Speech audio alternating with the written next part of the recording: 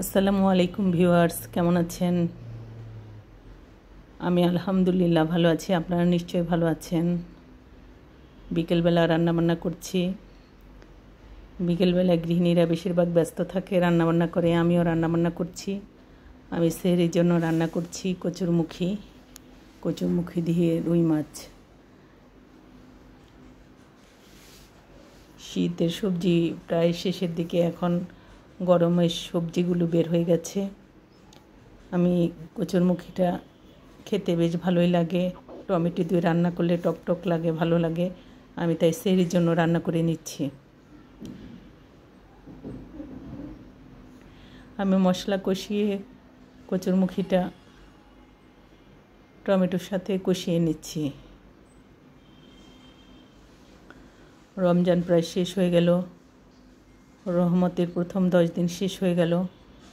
মাগফিরাতের দিনও শেষ হয়ে যাচ্ছে। আস্তে আস্তে রমজান চলে যাচ্ছে। আমরা যারা জীবিত আছি তারা ঈদ উৎসব নিয়ে ব্যস্ত, আর যারা মৃত তারা আফসোস করছে, কারণ রমজান ফুরিয়ে গেলে কবর আযাব শুরু হয়ে যায়। দুনিয়াবাসী ব্যস্ত ঈদের উৎসব নিয়ে, আর মৃত যারা তারা হায় হায় করবে, কবরের আযাব শুরু হয়ে যাবে। আমরা বেশি বেশি করে মাগফিরাতের জন্য আল্লাহর কাছে দোয়া করব। আল্লাহ আমাদের সবাইকে ক্ষমা করে দিক, কবরে যারা শুয়ে আছে তাদের মাফ করে দিক। আমার তরকারিটা প্রায় হয়ে এসেছে। আমি ঝোল দিয়ে মাছ দিয়ে দিলাম।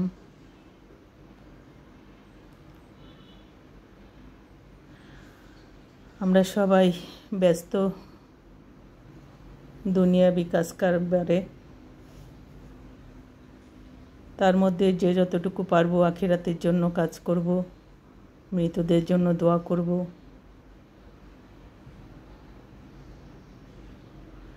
মৃত মা বাবার জন্য দোয়া করব, যাদের মা বাবা হারিয়ে গেছে। আর যারা জীবিত আছেন মা বাবা, তাদের ভালো করে দেখাশোনা করব, আদর যত্ন করব।